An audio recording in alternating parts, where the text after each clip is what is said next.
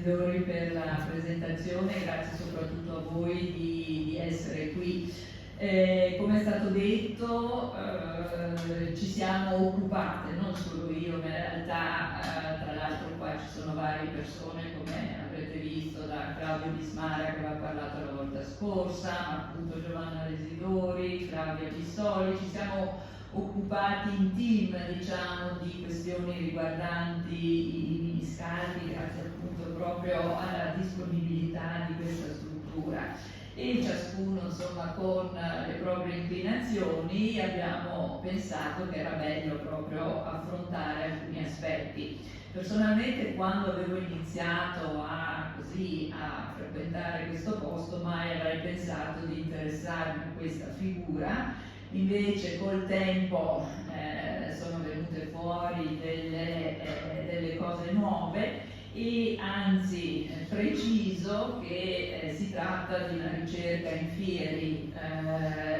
Non ho dei dati, ma tanti aspetti mi risultano ancora poco conosciuti, per cui se avete delle domande, delle curiosità, sarò anche ben lieta di rispondere, ma in alcuni casi proprio si tratta di aspetti che sono in corso di definizione. Però qualcosa, proprio grazie anche all'aiuto degli amici, è venuto fuori. Ricordo, per esempio, vi metto qua il titolo e gli estremi biografici di questa signora, Elvira Ponti. Lei nasce Ponti, ma poi si sposa Miniscalchi Enrico, e quindi è la ragione per cui ne parliamo oggi. L'arco cronologico della sua vita, come vedete, va dal 1857 al 1920. Ecco, la data di morte l'ho scoperta una settimana fa grazie ad Alessia Parolotto, che molti di voi conoscono, ma che appunto mi ha fornito questa informazione. Quindi approfitto anche per fare un appello: se qualcuno avesse ulteriori dati siamo sempre a disposizione. Ovviamente, come dicevo, si tratta di una figura che è risultata, nel momento in cui abbiamo così iniziato a trovare delle informazioni, una figura che è risultata estremamente affascinante, intanto perché non era di Verona, quindi in qualche modo allargava i confini della famiglia. Sappiamo che in queste famiglie i matrimoni spesso erano combinati, comunque si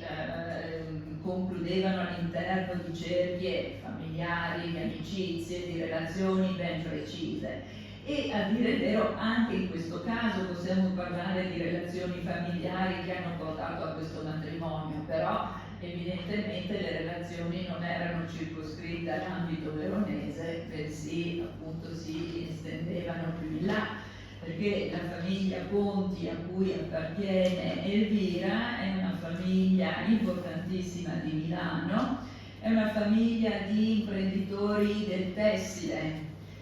così come sono imprenditori del tessile per esempio i Turati, che sono, a cui, come vedremo, appartiene la mamma di Arminia. Sono queste famiglie della borghesia imprenditoriale milanese, lombarda ma milanese nello specifico, così forte, così vigorosa, vivace, intelligente anche, che nell'Ottocento inizia a portare avanti queste grandi imprese industriali, imprenditoriali. Molte volte, questo è il caso dei Ponti, anche con un'attenzione per esempio per i loro dipendenti. Magari lo facevano in maniera paternalistica, naturalmente, non è che possiamo pensare a cose al di fuori del loro secolo, però i membri della famiglia Ponti, che si erano ingranditi grazie al lavoro di tante persone, però ho scoperto proprio studiando la famiglia, in realtà si preoccupavano anche di dare assistenza, di fare delle specie di assicurazioni, di dare degli alloggi, insomma di creare tutto un contesto in cui è chiaro che l'operaio rimaneva dipendente, però c'era un atteggiamento di cura che poi in tanti casi purtroppo è andato perso. Ma questo anche per dire il carattere illuminato di questa borghesia imprenditoriale dalla quale appunto esce Elvira Ponti. e nel fare queste ricerche, che ripeto in alcuni casi non hanno portato a cose concrete, però essendo appunto una storica dell'arte poi interessata per esempio ai ritratti, mi sono accorta di come sia stato possibile, oltre che divertente, mettere insieme anche delle facce di questa famiglia. Allora l'albero viene da Wikipedia, quindi questo spiega anche i caratteri blu, neri e blu, in realtà sono i link, questo è uno screenshot di Wikipedia, ma devo dire che questo è l'albero più completo che ho trovato. Vi faccio notare, le mancano qua le date di Elvira perché Wikipedia non è aggiornata, se qualcuno è capace di aggiornarla non sono io, ma insomma ecco, adesso invece abbiamo anche le date. Però è un albero da cui appunto ho lasciato il capostipite che mi interessa, in realtà la famiglia va molto più indietro, però diciamo per non andare proprio ad Adamo ed Eva. Da questo signore discendono una serie di fratelli, tra i quali segnalo Antonio, che è diciamo il primogenito con discendenza, Andrea e poi Luigi. Ce ne sono altri, ma insomma intanto ho avuto modo così di approfondire delle notizie su queste figure e anche appunto trovare dei dipinti. Questi sono dei ritratti che si trovano a Varese, sono fatti da un pittore, si chiama Mosè Bianchi, 1875, sono Luigi Ponti e la moglie Elisabetta sotto casa, sono gli zii della nostra Elvira. Però ecco, anche di solito io metto sempre il titolo, tutto il dettaglio dell'immagine, questa volta non è che mi sia dimenticata, ma volutamente non voglio fare una lezione di storia dell'arte, bensì in qualche modo presentare una famiglia, presentare delle persone, quindi ci sono i dati, se qualcuno poi li vuole glieli do, però mi interessava proprio mostrare dei volti, dare un po' di carne diciamo a queste persone e anche far vedere un ambiente, come dicevo, illuminato dal punto di vista sociale e economico, ma anche attento, curioso, raffinato dal punto di vista artistico, perché poi i nomi degli artisti che ho incontrato magari non sono notissimi per oggi, però sono dei gran signori pittori e quindi ci fanno vedere anche il livello proprio di attenzione, di cura per la propria presentazione che questa famiglia presenta. Un altro zio di Erminia è Andrea, che sposa Virginia Pigna, Andrea Ponti e Virginia Pigna. In questo caso ho trovato i due ritratti. Direi che da queste due persone discende anche il ramo più importante della famiglia. Questo lo dico appunto con un po' di dispiacere per la nostra Elvira, che è un altro ramo, però i ponti fanno e si consolidano e diciamo anche fino ai nostri giorni rimangono importanti grazie a questo ramo che discende da Andrea, il quale adesso ha una serie di discendenti, figli e figlie. Vi segnalo le figlie semplicemente perché fanno dei matrimoni importanti. Maria sposa Pier Desiderio Pasolini dall'Onda, che è una figura di letterato e politico ravennante molto importante. Antonia sposa Gianforte Suardi di Bergamo, che poi diventa sindaco di Bergamo. Allora, si vede come queste famiglie borghesi naturalmente tendano a sposare degli aristocratici. Nei nostri giorni c'è il caso degli Agnelli, cioè queste famiglie ricche che naturalmente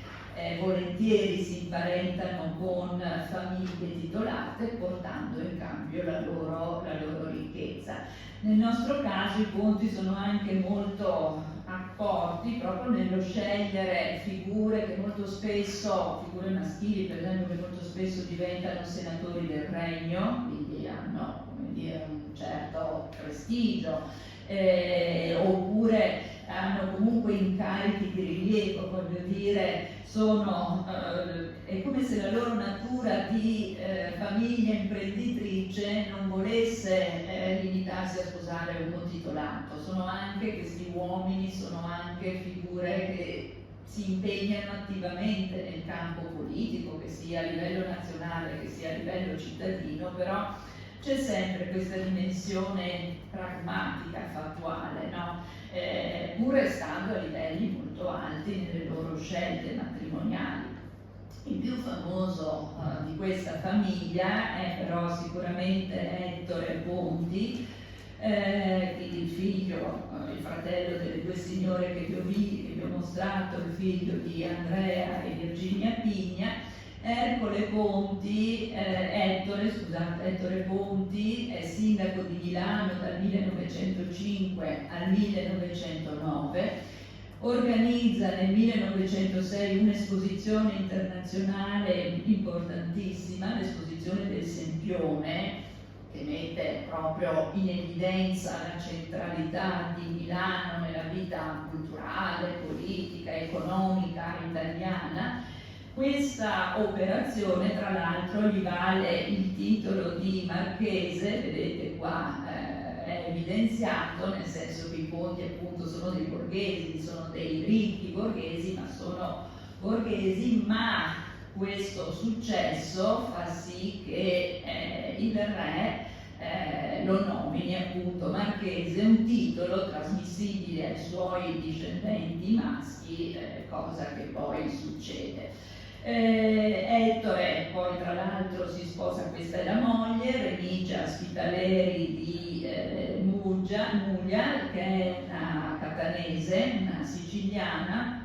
Vedremo anche come ha fatto a conoscerla, secondo me, perché è vero, queste famiglie, Milano, Sicilia, insomma, potevano frequentarsi in vari modi, ma penso di aver trovato una chiave di lettura. Tra l'altro Remigia, nobile, contessa, però anche lei figlia di un conte imprenditore. Il padre Felice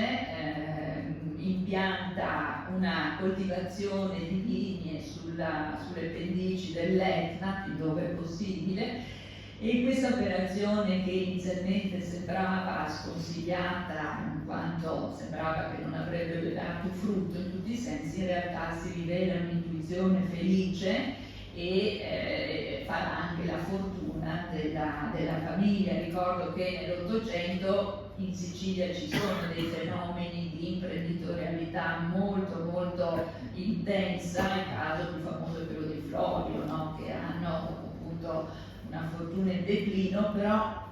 c'è questo tessuto molto vivace entro il quale appunto si situa anche la nostra Elvira. Concludo comunque la rassegna di questo ramo che discende da Ettore. Ci sono vari figli. Ettore Ponti però potremmo ricordarcelo anche perché è il nonno del produttore Carlo Ponti, che conosciamo. Forse io non sapevo pensavo che Ponti fosse un cognome qualsiasi, invece appunto scopro che Carlo Ponti aveva il suo background, non nasce dal nulla, e noi lo conosciamo come il marito di Sofia Loren. In realtà era stato sposato, credo che questo magari qualcuno di noi lo sapeva. Ecco, vi faccio notare comunque famiglie che continuano a mantenere rapporti importanti. Figli di Primo Letto, Guendalina era stata compagna di Valerio Veltroni, il fratello di Walter, figlio del giornalista Vittorio, per chi magari conosce queste cose. Alessandro si sposa Priscilla Rattazzi, che è la figlia di Susanna Agnelli, visto che l'avevamo citato, quindi diciamo così un lignaggio che continua a giovarsi di queste frequentazioni. Ecco, magari non so, forse i più giovani conosceranno Sasha Alexander, la moglie di uno dei figli di Sofia Loren, che è un'attrice che aveva recitato Victoria Niles oppure NCIS, insomma, ecco, quindi è lei, e quindi così volti noti, meno noti, da nobiltà al cinema, alle serie televisive, ecco, ci sono questi legami. E questo è stato divertente scoprirlo, perché mai e poi mai aver pensato di parlare di NCIS qua nella sala dei miniscambi, però succede anche questo nella ricerca. Ecco, questo è il ramo appunto più importante, che deriva da Andrea e Virginia Pigna, più importante perché poi ha questa discendenza così famosa, ma in realtà c'è anche il ramo di Antonio, che appunto era il primo figlio a sposarsi, ad avere eredi. Lui sposa Erminia Turati, che anche lei viene da una famiglia di imprenditori tessili. Hanno 4 figli in realtà, Emilio, Amerigo, Elvira e poi una 4ª figlia, Angelica, che però muore bambina, quindi in questo albero non è stata menzionata, ma qua ci sono, in fondazione ci sono delle foto di questa piccolina, poi ci sono delle testimonianze quando lei muore, fanno delle donazioni, ma insomma ecco, però insomma quelli che diventano adulti sono Emilio, Amerigo. Di queste figure in realtà ho trovato poco. Emilio sposa Anna Greppi, anche lei appartenente a una famiglia milanese molto in vista. Di lei so che esiste il ritratto, ma non sono ancora riuscita a visualizzarlo. Un ritratto anche di un pittore famoso che è Daniele Ranzoni, un pittore appartenente alla Scapigliatura, all'epoca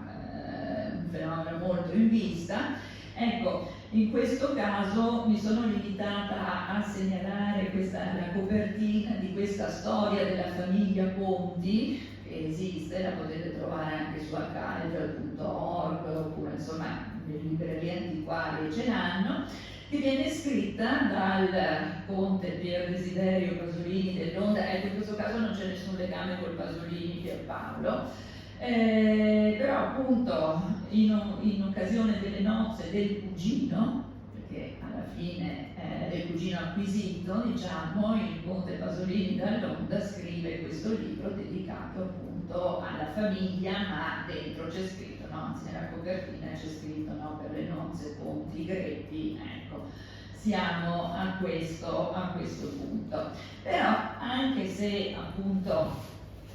diciamo qua l'albero è meno così copioso, in realtà siamo proprio laddove ci interessa, cioè a conoscere Elvira Miniscalchi, Elvira Conti,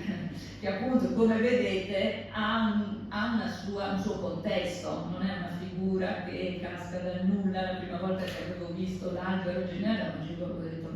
chissà chi sarà questa, ecco, invece c'è tutto questo contesto molto così effervescente della Milano ottocentesca. Questa è una foto di Elvira, che appunto nasce a Milano nel 1857, muore a Roma nel 1920, qua siamo negli anni 90 del secolo, quindi non è una foto così di quando è piccolina, ma intanto insomma è una presentazione, perché poi le immagini che vedremo di Elvira dobbiamo tener conto che non sono istantanee, cioè sono proprio foto di gabinetto fotografico, quindi sono sempre atteggiate, sono sempre diciamo volte a fornire una presentazione molto bella, molto importante di questa signora, che come appunto sappiamo, comunque ho detto in questa circostanza, si sposa con Marcantonio Miniscalchi Erizzo. Questa è una foto che viene fatta nel maggio 1878 a Parigi, la scritta è dietro, per quello lo so, ed è però, allora lo dico, poi lo troverete scritto anche in una didascalia, però è la foto che viene fatta durante il loro viaggio di nozze, perché loro si sposano il 29 aprile 1878 e quindi questa evidentemente sarà un viaggio di nozze, e si fanno una serie di foto insieme, oppure ce ne sono anche in cui lei è da sola e alcune le presenteremo. Prima di arrivare a quello, però, la cosa che mi ha interessato e a cui avevo accennato prima è chiedermi: ma perché sono andate a cercarsi una moglie a Milano? Cioè, non c'erano ragazze da marito a Verona, cioè cos'è che li ha spinti? È vero che l'amore è cieco e così, però insomma qualche aiutino, qualche ragione in fondo ci deve essere. E in realtà quello che è venuto fuori da approfondire, da allargare, però c'è un nocciolo già di certezza a mio avviso, è il fatto che i Miniscalchi in realtà i rapporti con Milano li avevano già intessuti perlomeno con la generazione precedente, cioè con la generazione dei genitori di Marcantonio, ovvero Francesco Miniscalchi Errizo, ma soprattutto con la moglie di lui, Eleonora Guerrieri. Allora, queste sono due immagini dei busti che si trovano nell'atrio, che magari avrete visto entrando, li ho messi solo per dare anche qua un volto a queste due persone. Cioè Francesco Miniscalchi e Eleonora Guerrieri sono i genitori di Marcantonio. Ho portato questo album. Dicevo, in realtà da quello che ho visto, diciamo un legame con Milano ce l'ha più Eleonora Guerrieri che non il marito. Eleonora Guerrieri, vi presento due foto, quella senza didascalia dei fratelli Alinari fa parte delle collezioni della fondazione, l'altra di Maurizio Lozze, tra l'altro anche qua guardate i nomi dei fotografi, Alinari, Lozze, sono nomi di tutto rispetto. E questa foto fa parte delle collezioni del Castello Sforzesco, che di per sé non vorrebbe dire niente, anche la Gioconda al Louvre oppure altre cose sono a Londra, insomma, ecco. Se non che, se voi andate su internet a guardare l'archivio delle raccolte del Castello Sforzesco, trovate che questa foto di Eleonora Guerrieri apparteneva all'album della contessa Clara Maffei, che qua vi presento in un ritratto famoso di Hayez, la quale Clara Maffei è una figura di grande rilievo, soprattutto per quanto riguarda la Milano risorgimentale, perché Milano, questo sì, un po' il nostro bagaglio scolastico, è stata una città importantissima per tutte le vicende del risorgimento italiano, Roma, ma i moti, così, i grandi pensatori facevano capo a Milano. La stessa figura di Verdi e il suo legame con il risorgimento si sviluppa grazie alla Scala, quindi e anche oggi se girate per Milano trovate spesso delle lapidi dove si dice qua la statua di Luciano Manara, qua c'erano gli insorti che si erano raccolti, insomma c'è tutto un territorio che ci illustra questo ruolo che Milano ha avuto appunto nel risorgimento. Clara Maffei teneva un salotto dove si riunivano varie persone e Clara Maffei muore nel 1889, quindi diciamo siamo avanti con gli anni, però evidentemente aveva conosciuto Eleonora Guerrieri perché altrimenti non si spiega la ragione di questa foto. Apro solo un inciso, non è la cosa che voglio dire, ma è diciamo un po' divertente, un po' no, perché la povera Eleonora, tra l'altro, morirà a Milano, nel senso che si era recata a Milano, Eleonora Guerrieri muore nel 1879, e si era recata a Milano per comprare vestiti. Ci sono le fatture e poi ci sono anche le richieste dei negozianti quando lei muore all'improvviso, che scrivono al figlio Marcantonio dicendo ma sua madre ha comprato questo, cioè chiedendo pagateci per piacere perché appunto la contessa è morta. Allora probabilmente diciamo al 50% Eleonora andava a Milano perché la moda, i grandi vestiti si trovavano a Milano, però probabilmente una parte di questa attenzione per Milano derivava anche dall'avere dei rapporti con la città lombarda, rapporti che poi vengono in qualche modo fissati da suo fratello Agostino Guerrieri, che è una figura importante del risorgimento veronese, collegato a sua volta col risorgimento milanese. Agostino Guerrieri, che a sua volta ancora era amico di Leopoldo Pullet. Leopoldo Pullet viene da una famiglia lombarda, il padre era a Verona come, adesso non mi ricordo il titolo esatto, però insomma lavorava per gli austriaci, era una specie di prefetto che tra l'altro reprimeva i moti risorgimentali in città, e forse, io non conosco così approfonditamente la figura di Leopoldo Pullet, però la mia impressione è stata una specie di uccisione del padre, per cui Leopoldo Pullet passa invece dalla parte risorgimentale, un'uccisione metaforica, ovviamente, ma il padre mandava in prigione gli eroi, gli uomini del risorgimento veronese, e Leopoldo Pullet invece decide di aderire, di sostenere questa causa. E Leopoldo Pullet a un certo punto, grazie a questi contatti proprio risorgimentali, chiamiamoli così, si avvicina a Milano. Lui è un personaggio veramente poliedrico, scrittore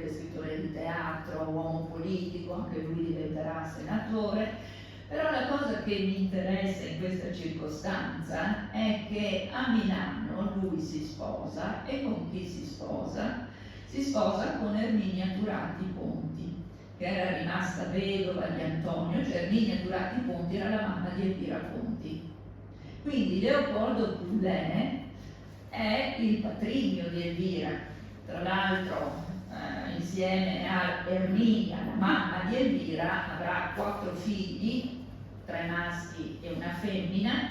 La femmina Ernesta Bianca è qua raffigurata insieme a Elvira, le 2 sorellastre, chiamiamole così, in realtà sembrano avere degli ottimi rapporti perché ci sono varie foto in cui le 2, che avevano 14 anni di differenza, quindi non erano proprio vicinissime, però evidentemente sono riuscite ad avere un buon rapporto, per cui ci sono varie foto in cui le 2 sono insieme. Poi Ernesta sposerà questo studioso Felice Scheibler e appunto avrà la sua vita. Però ecco che Eleonora Guerrieri, attraverso il fratello, avrà conosciuto Leopoldo Pullet, che si era sposato per Erminia Turati, e quindi a un certo punto sarà comparsa questa ragazza milanese, Elvira. Marcantonio era libero e quindi avranno pensato di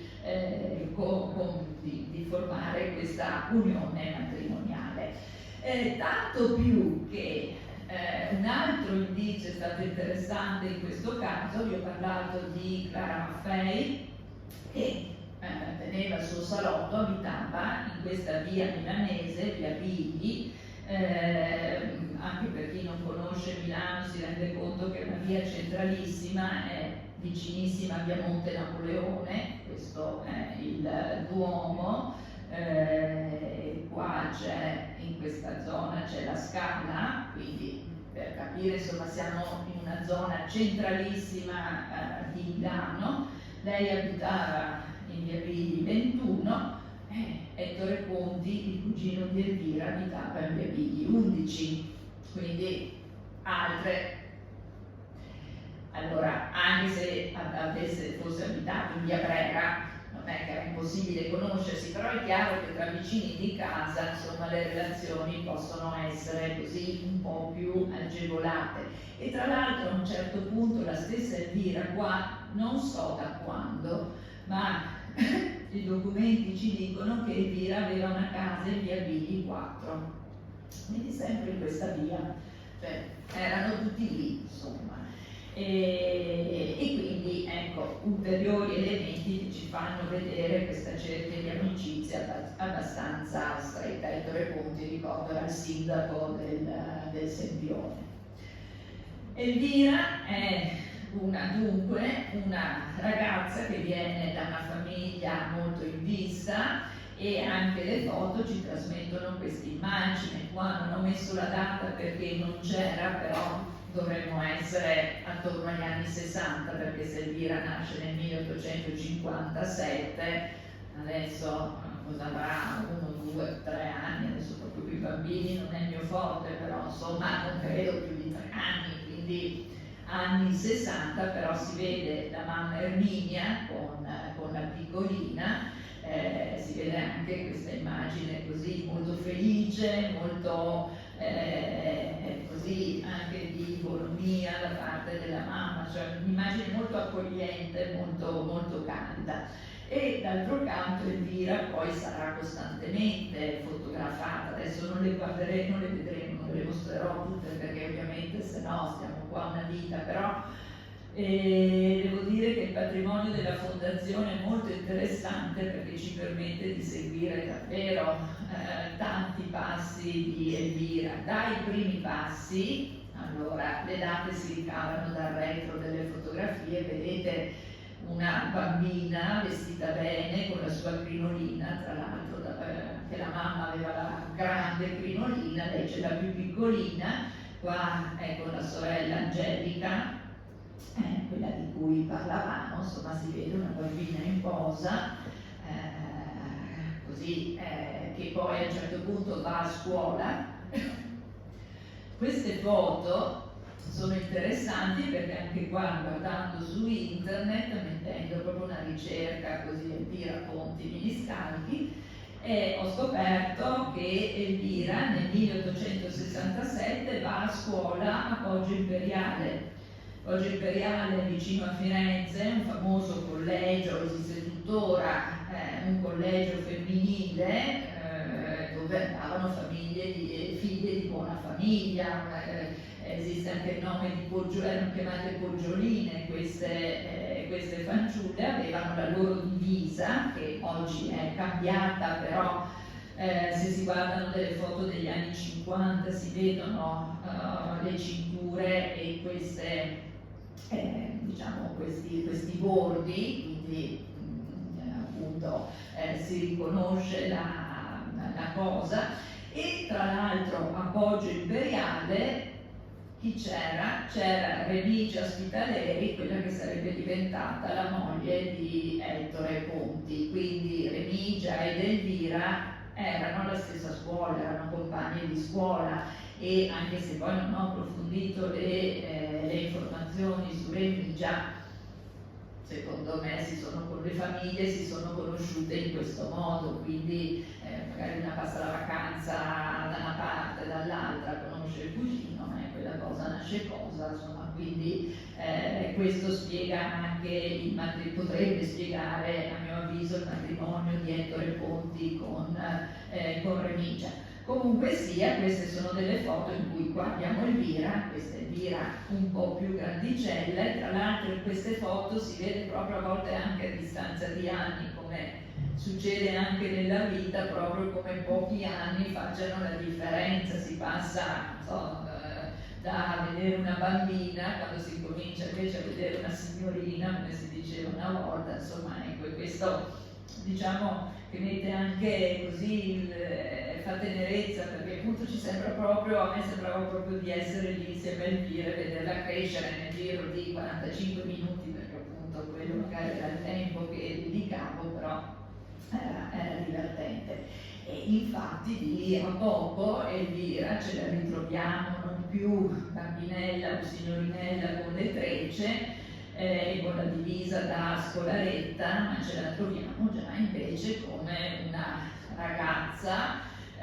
più grandicella, presentata con tutti i crismi della moda di quell'epoca, presentata in queste belle foto dove si vede la ragazza così curata, la ragazza di buona famiglia che segue tutte le regole della presentazione. delle regole di presentazione che compaiono proprio anche nelle immagini, perché per esempio queste qua, così ho messo una rassegna, ma è stato veramente divertente trovare per esempio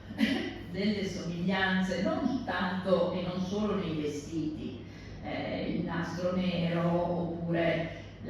chiamiamola pissettatura così sugli abiti si trovano nei figurini delle riviste di moda dell'epoca, ma anche proprio le pose per esempio, no? Come qua e qua si vede questo interscambio tra l'illustrazione delle riviste, le scelte dei fotografi, cose che succedono anche oggi e che noi magari oggi per noi non ce ne accorgiamo, fra 20 anni se ne accorgeranno, però appunto è divertente vedere, divertente e interessante anche dal punto di vista culturale, vedere proprio l'adesione di questa famiglia ai valori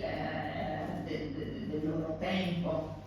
Per esempio anche in questo caso la rivista è un numero dell'anno dopo, ma questo non per dire che Elvira copia da quelle riviste, ma è un sentire condiviso, cioè sono gesti e una gestualità che si ritrova e che viene percepita come elegante. Questo è il senso di queste presentazioni. Ed elegante d'altronde Elvira lo è. Non faccio un corso qua, anche se appunto adesso non faccio la storia della moda, però la moda mi serve per contestualizzare Elvira, e tutti i vestiti che ho trovato nelle foto veramente sono dei vestiti originali, cioè non sono i soliti vestiti neri o bianchi così, sono delle cose veramente interessanti che hanno riscontro di nuovo nelle riviste di moda, dove non c'è, come dire, la copia perfetta, ma forse neanche ci può essere. All'epoca cosa si faceva? La rivista pubblicava un figurino e poi la persona andava dalla sarta a dire questo voglio così. La sarta prendeva le misure, a volte le stesse riviste insegnavano come prendere le misure, non so, per il busto, i fianchi, insomma cose tecniche, e poi lo si adattava alla figura, lo si adattava alla stoffa disponibile. Quindi non è come oggi che se vedo una camicia sulla rivista dico la camicia è di, non so, Armani, vado nel negozio Armani, vado su internet e mi arriva quella camicia. Le riviste vendevano i figurini casomai, non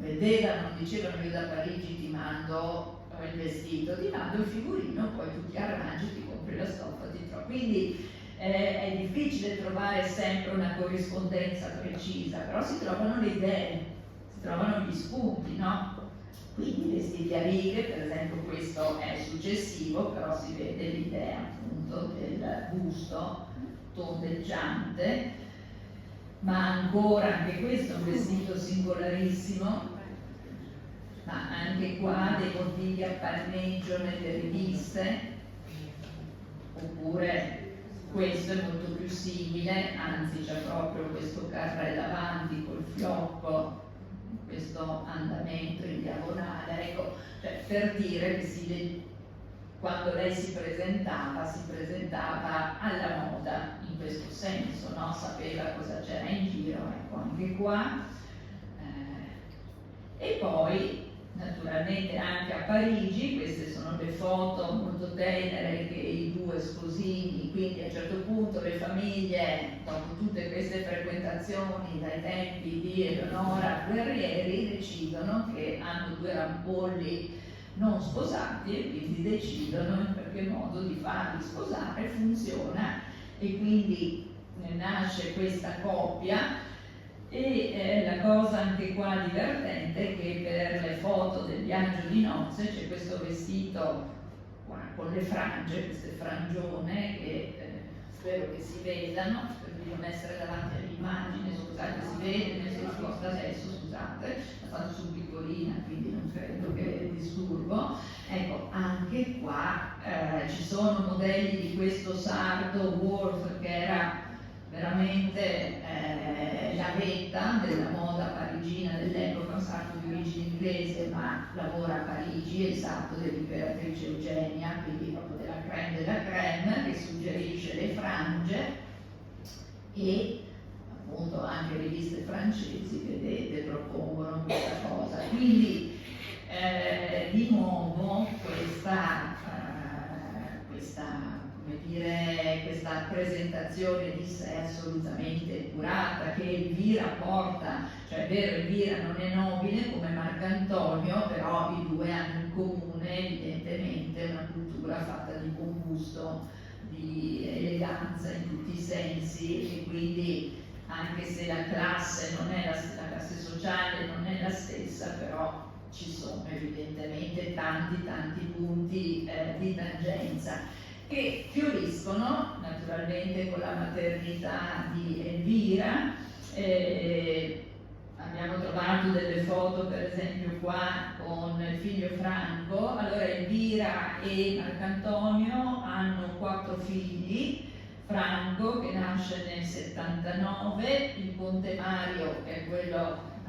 che lascia in eredità tutto il palazzo e che costituisce la fondazione, che nasce nell'81, poi c'è un figlio Emilio, che se non ricordo male nasce nell'85, ed Erminia, l'ultima, l'unica femmina, nell'89. Adesso potrei sbagliarmi con le date, ma insomma sono facilmente rintracciabili. Ecco, questo anche per dire, perché qua abbiamo identificato la foto con Franco, perché la foto è datata 80 e quindi non può essere che questo bambino. C'è da dire un dettaglio così che forse ci rende più amici e più vicini questi signori: i figli assomiglieranno tutti alla mamma, cioè sono identici, a volte anzi anche con Giovanna facciamo fatica a distinguerli quando sono piccolini, ma questo è Franco, Emilio, è Mario, ma chi è? Perché sono identici e comunque tutti identici alla mamma, hanno preso proprio dalla mamma. Questa non è una foto che mi piace molto, lei non è bellissima, però appunto è con il terzo figlio Emilio.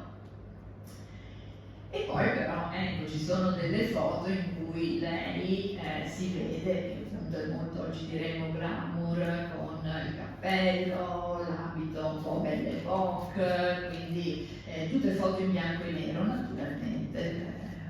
Queste sono le foto dell'epoca. L'unica immagine a colori di Elvira è questa, che riproduce il ritratto che viene fatto da Luigi Novello. Luigi Novello è un pittore veneziano che però nel 1878 insegna all'Accademia di Verona, quindi insomma la comunicazione non doveva essere difficile. È un ritratto firmato e datato 1898 che si trova al museo, quindi è tuttora visibile, e che ci rappresenta un'Erminia quarantenne a questo punto, perché ha già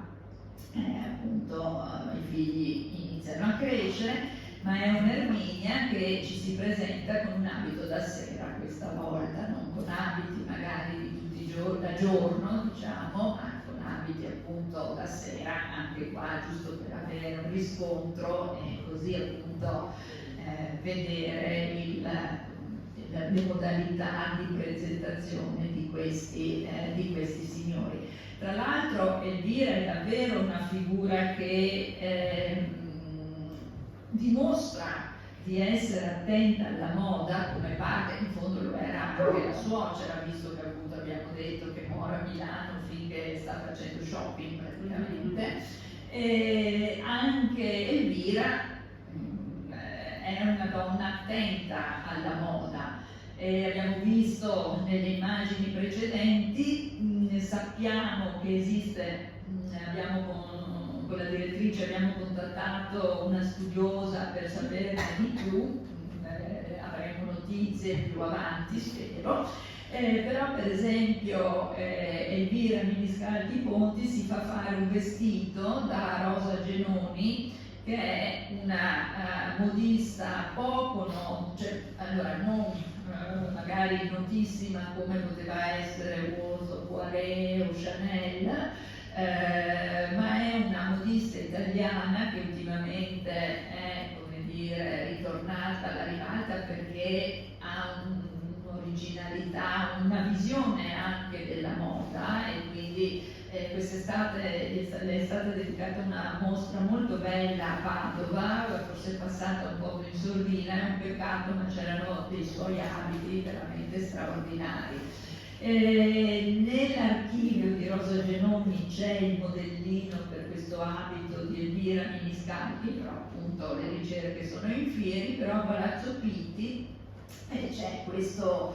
modello per dei ricami, evidentemente da mettere sul vestito, fatte di pietrine nere. Art e Fis è la ditta per cui lavorava a Milano Rosa Genomi, una ditta di origine belga, ma di alta moda a Milano, e Rosa Genomi lavorava appunto per questa ditta, quindi ecco, a questo punto per dire A, che evidentemente i rapporti di Elvira con Milano non si interrompono, B, l'attenzione per la presentazione, ecco, che ritroviamo poi in altre immagini, qua non ho le date, però siamo appunto all'inizio del Novecento, un confronto con Siastro, soprattutto per questa acconciatura pagnotta, come si chiama, e questa una bellissima secondo me foto di Elvira, la datazione l'ho messa io perché assomiglia a una foto datata, quindi dovremmo essere nello stesso periodo, qualche annetto in più, però sempre portato molto bene, con grande grazia, con grande eleganza. Naturalmente Elvira non è solo, non sono solo i suoi vestiti, Elvira lascia qualcosa alla famiglia, la Villa Poulet, di cui Giorgio Gagliare si sta occupando. Viene comprata nel 1873 da Leopoldo Poulet, che poi muore, la lascia ad Erminia Turati, la quale poi la passa ad Elvira, e quindi la villa entrerà in possesso della famiglia. Poi Elvira la dona agli istituti ospedalieri di Verona perché diventi un nosocomio per malattie di tisi, se non ricordo male, comunque, e da lì però purtroppo inizia anche l'incredibile declino di questa villa, che oggi meriterebbe appunto di essere così salvaguardata, almeno per quello che rimane. Dei figli di Elvira vi ricordo Erminia Miniscalchi Erizzo, che sposa Alberto Martin Franklin, che è un signore che nasce a Napoli, ma in realtà la famiglia originaria della Savoia, quindi questo spiega il cognome così francese. È un ambasciatore, un diplomatico, e anche questa unione, tra l'altro, così è interessante. Martin Franklin è ambasciatore in Argentina, a Buenos Aires, quando nell'ambasciata argentina arriva un giovanissimo Galeazzo Ciano, che sapete poi diventerà il genero di Mussolini, ma aveva iniziato come diplomatico, e quindi appunto c'è per breve tempo questo incrocio. Ma poi Martin Franklin diventa ambasciatore in Cile, e questo sarà, a mio modo di vedere, siccome gli anni coincidono, all'origine del matrimonio di Emilio Miniscalchi Erizzo con questa signora cilena, Emiliana de Santiago Concha, e credo che appunto il ragionamento non sia molto difficile, l'origine proprio nella figura dell'ambasciatore. Però naturalmente un lascito importante di Elvira è stato Mario Miniscalchi Erizzo, nel senso che la mamma, abbiamo visto le foto con gli altri figli, non sono stata in grado di trovare delle foto o di riconoscere delle foto in cui Mario era piccolino con la mamma, per quello non ve le ho mostrate, però colpa mia, voglio dire, può essere che ci siano, bisogna solo farsi un po' gli occhi. Il conte Mario è all'origine della Fondazione Museo Miniscali di Errizo, perché alla sua morte senza eredi decide appunto di lasciare, di fare questo lascito. Però diciamo che l'effetto di Elvira si riverbera anche sulla scelta matrimoniale di Mario, cioè l'eredità di Elvira non è solo Mario, ma è anche la moglie, Anna Maria Manca di Villahermosa, che pure è una figura interessantissima. È questa, viene da questa famiglia sarda prestigiosa, lei nasce a Cagliari. Però vi faccio notare sua sorella Genoveffa, nota come Javot, sposa Ettore Bocconi, cioè il fondatore dell'Università Bocconi di Milano. Cioè, vedete, insomma, è tutta una ragnatela, ma sono tutti rapporti, come dire, cioè il fondatore della Bocconi era il cognato del conte Mario, quindi proprio questi rapporti. E tra l'altro non finisce qui, perché all'inizio del Novecento Mario Miniscalchi, questa è una foto della contessa Anna Manca di Villahermosa, molto teatrale, come questo non è un abito vero, evidentemente è un abito così da festa, però questa idea di teatralità c'entra. Si lega alle stesse vicende dei Miniscalchi, siamo in chiusura, perché Mario Miniscalchi all'inizio del Novecento l'ho trovato a far parte, ad essere socio di una società che si chiama Milano Films, ed è una società naturalmente dedicata alla cinematografia,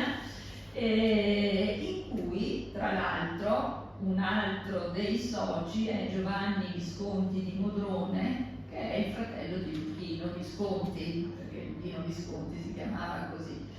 Allora, appunto, una serie così